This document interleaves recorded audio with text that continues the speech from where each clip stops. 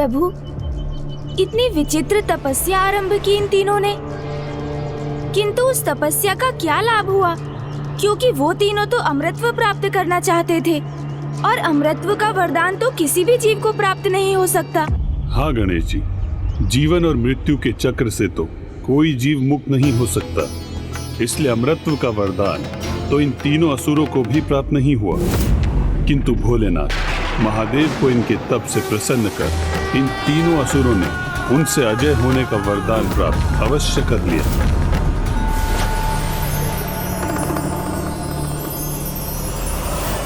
ओह, अब मुझे ज्ञात हुआ प्रभु, ये तीनों असुर पिताश्री के वरदान से सुरक्षित होकर अजय हो गए थे, इसलिए शक्ति से उन्हें क्षति पहुंचाकर पराजित करना असंभव था।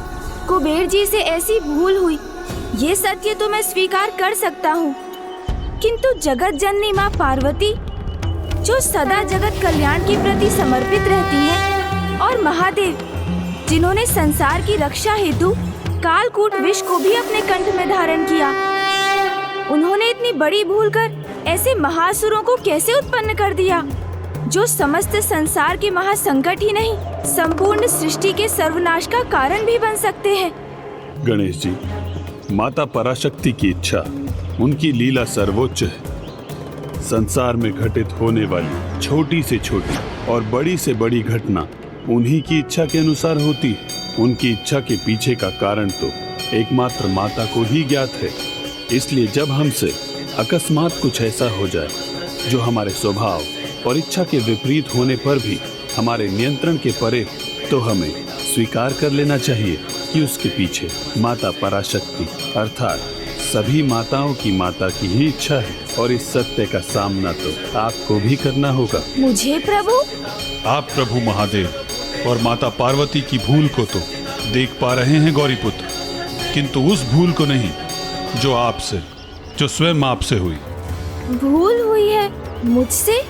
हाँ गौरीपुत्र, इन तीनों से अधिक भीषण, अधिक भयंकर भूल तो आपसे हुई। वो भूल जिसका नाम है भंड कुमार अर्थात भंडासुर।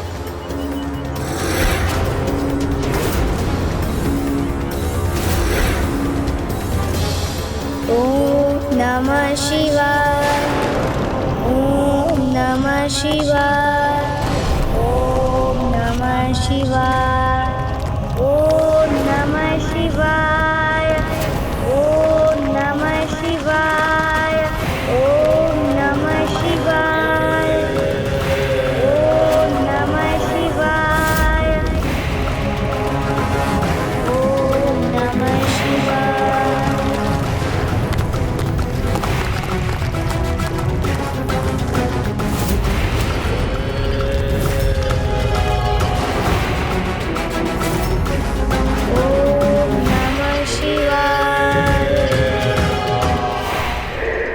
नित्य वृद्धि हो रही है हमारे महानायक भंडासुर के प्रभाव में, अर्थात हमारे महानायक भंडासुर अवश्य ही अपनी योजना में सफल हो रहे हैं। ओम नमः शिवाय। तो अब हमें भी अपना नियत कार्य पूर्ण करना चाहिए। तुम दोनों का तो मुझे पता नहीं, पर मुझे जो करना है उसके लिए मैं तैयार हूं, तत्पर हूं।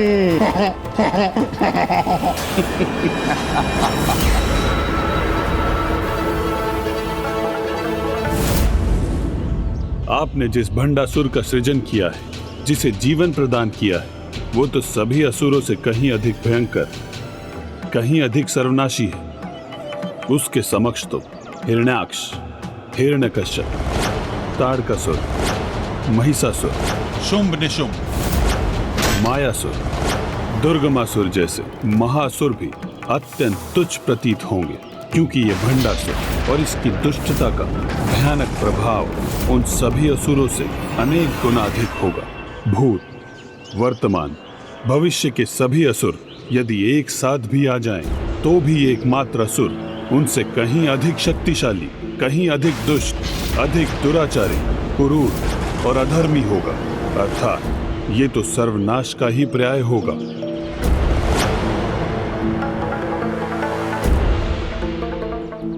अपनी सर्वनाशी सत्ता मात्र एक ब्रह्मांड पर नहीं, अपितु अनेकों ब्रह्मांडों पर स्थापित करेगा।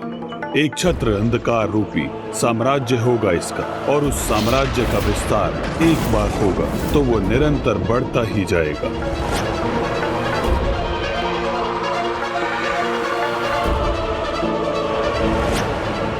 धर्म, पुण्य, अच्छाई का सबसे बड़ा शत्रु होगा ये, जिसके लिए बड़े से बड़ा पाप, अधर्म और अन्य किसी को होने वाला कष्ट चलता है ही होगा।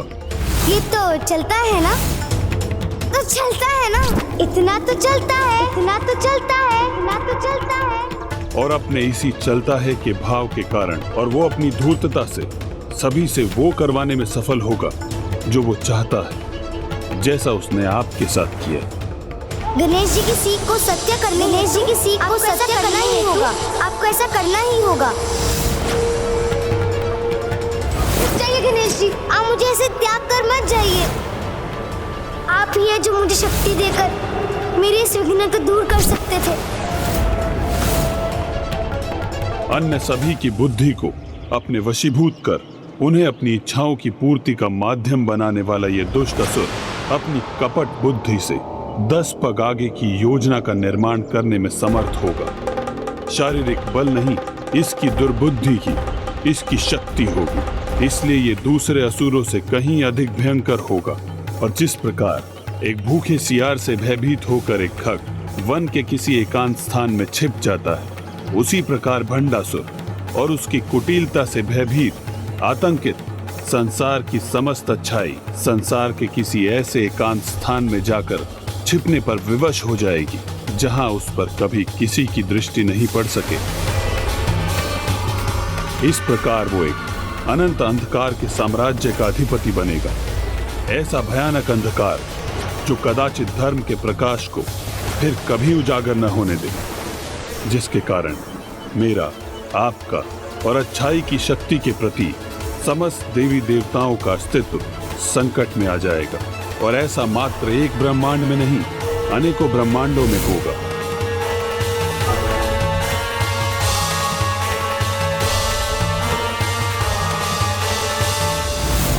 मुझसे इतनी बड़ी भूल हो रही थी, किंतु फिर मुझे इसका आभास क्यों नहीं हुआ? गणेश जी, आपके इस प्रश्न का उत्तर भी माता पराशक्ति की लीला में ही निहित है।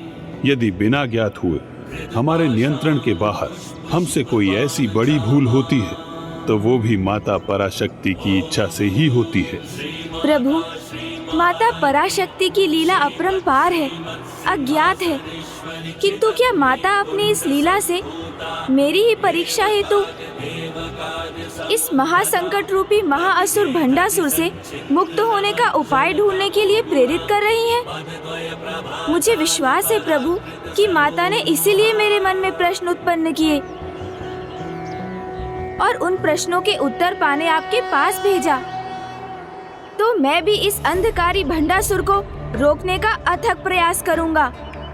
आप कृपा कर इस कार्य में मेरा मार्गदर्शन करने की कृपा करें प्रभु। मुझे कोई उचित उपाय सुझाएं।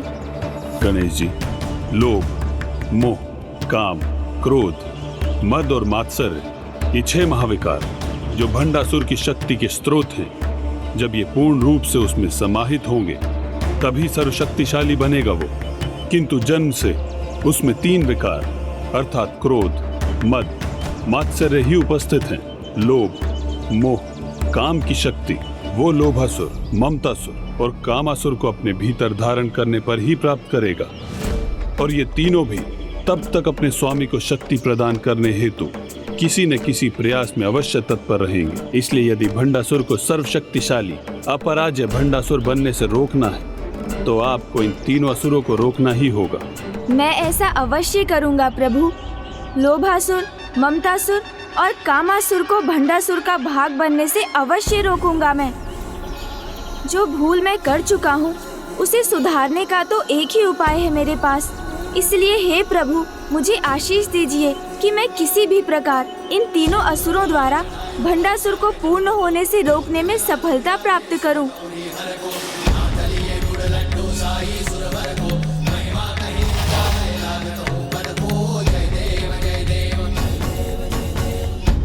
प्रभु हैग्रीव से अपने प्रश्नों के उत्तर पाकर तो मेरा हृदय अब और भी विचलित है। भूलवश कैसे भयंकर असुर की रचना कर दी मैंने, किंतु अब एक भी क्षण विलंब नहीं करना चाहिए मुझे। शीघ्र उन तीनों असुरों को ढूंढकर उन्हें रोकना चाहिए, और वो तीनों तो भंडासुर के निकट ही कहीं स्थित होंगे।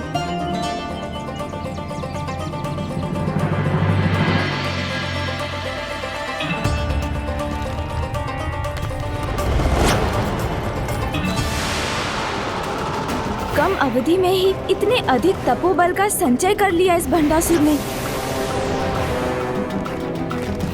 इस प्रकार तो प्रभु हैग्रीव की भविष्यवाणी सत्य हो जाएगी।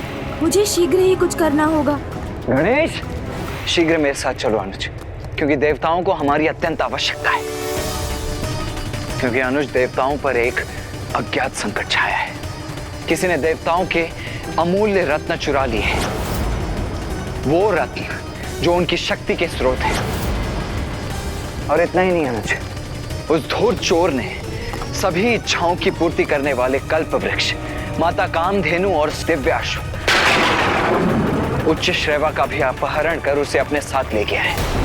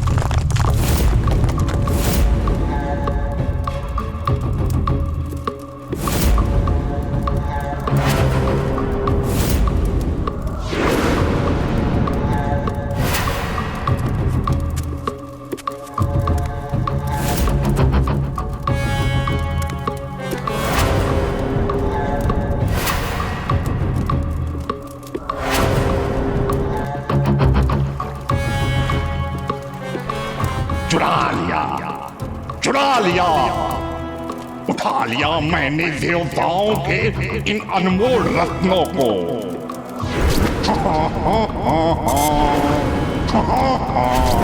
अब इन्हें यहीं सुरक्षित करूंगा मैं।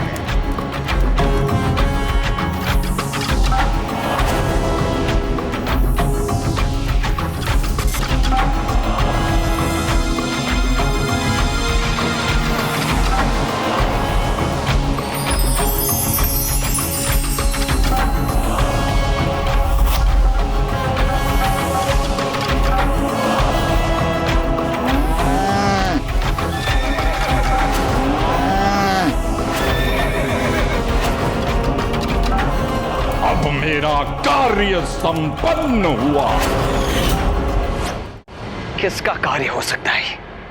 ना तो इसका किसी को ज्ञान है और ना ही कोई संकेत। देवताओं के अनुसार भी ये सभी रत्न अचानक ही स्वर्ग से अदृश्य हो गए, और जिसने भी ये कार्य किया है वो पूर्ण रूप से अज्ञात है। तो मैं भी उस चोर को कैसे ढूंढूं? मुझे इन पद चिन्हों को देखकर कुछ आभास हो रहा है। ओम नमः शिवाय।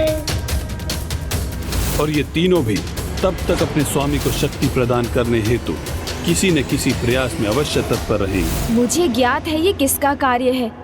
तो शीघ्रता करो अनुज, मुझे बताओ कि कौन है वो दुष्ट।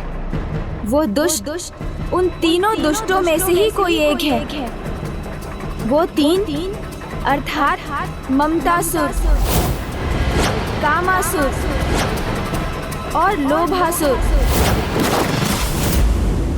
जो तीन महाविकारों से उत्पन्न हुए महाअसुर हैं। ममतासुर मोह फैलाता है, कामासुर काम भावना का विस्तार करता है। चोरी हुए इन तीनों रत्नों से इन दोनों का तो कोई संबंध नहीं लग रहा, तो शेष रहा वो लोभासुर।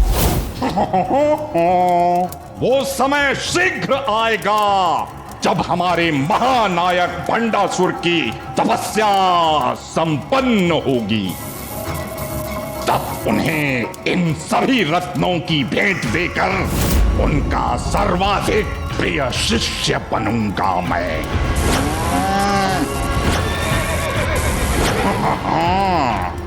क्योंकि ये इच्छा पूर्ति करने वाली कामधेनु गौ माता केवल दुग्ध ही नहीं देती, अपितु किसी की भी मनोकामना तत्काल पूर्ण भी कर देती है। ये कल्प वृक्ष उन्हें दिव्य अस्त्र क्रूर पशु सेना देगा और ये उच्च सर्व अश्व उनका दिव्य वाहन बनकर उन्हें अजय बना देगा। और जब इन सभी की भेंट मुझसे प्राप्त करेंगे महानायक भंडासुर जी, तो फिर उनके असुर सम्राट बनने पर तो उनका मुख्य सेनापति तो मैं ही बनूंगा। असुर सेनापति लोभासुर की जय। भैया, मुझे पूर्ण विश्वास है कि ये कार्य उस लोभासुर का ही है। लोभ उसका स्वभाव है और चोरी उसका कर्म। अनुज, यदि माता कामधेनु कल्प वृक्ष और दिव्य अश्व उच्च श्रेवा का अनुचित उपयोग हुआ, तो देवताओं के साथ साथ समस्त सृष्टि पर भी अनिष्ट की छाया छा जाएगी। इसीलिए हमें शीघ्र अतिशीघ्र उन रत्नों को ढूंढकर उसे उनके उचित स्थान पर लौटाना होगा। वो लोभासुर अभी कहाँ होगा ये तो मुझे ज्ञात नहीं भैया, किंतु उसे कहाँ बुलाकर बंदी बनाया जा सकता है ये अवश्य ज्ञात है। और वो स्थान है कुबेर जी का राजभवन। मूषक जी,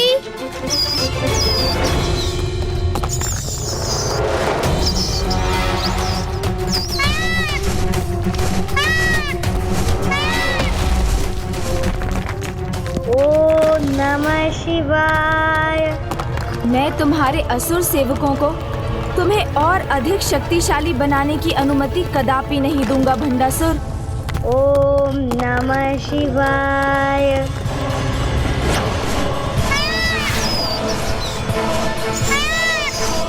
किंतु कुबेर जी का भवन ही क्यों अनुज गणेश? उसे वहीं बंदी क्यों बनाया जा सकता है? और कौन है ये असुर? वो सब मैं आपको मार्ग में बताऊंगा भैया। आपने ही कहा था ना, अधिक समय नहीं है हमारे पास, इसलिए अभी हमें शीघ्रता करनी होगी। मयूर जी,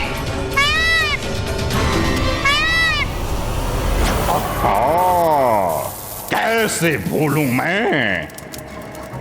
ये सभी तो मेरी संपूर्ण इच्छाएं अभी पूरी कर सकते हैं। कुबेर जी के समान धन कोष मान सकता हूं मैं। हाँ,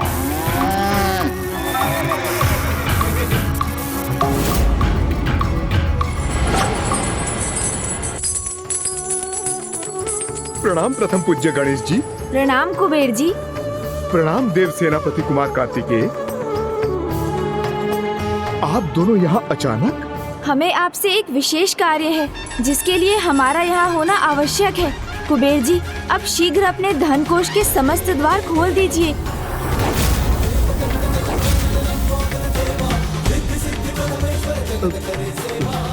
कदाचित मुझसे सुनने में कोई भूल हुई है, अन्यथा क्या मैं ज्ञात कर सकता हूँ कि गणेश जी आप मुझे ऐसा अनुचित आदेश क्यों दे रहे हैं?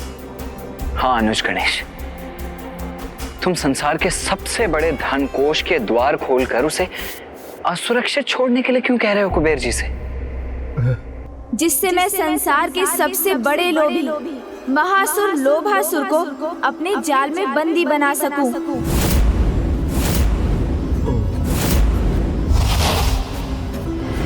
कुबेर जी, लोभासुर से तो परिचित है ना आप? तो ये भी समझ लीजिए कि स्वर्ग के रत्नों और माता कामधेनु कल्प वृक्ष और उच्चैश्रवा की चोरी में अवश्य लोभासुर का ही हाथ है। ऐसा अनर्थ होने के उपरांत भी आप सभी रत्नों और इस धनकोष को संकट में डालना चाहते हैं प्रभु? यदि लोभासुर मुक्त है तो आपका धनकोष तो वैसे भी संकट में है।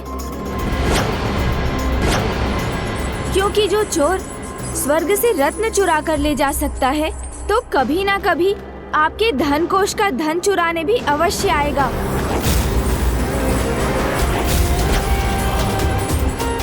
मुझे क्षमा करें गणेश जी, मैं आपका यह आदेश पूरा नहीं कर सकता।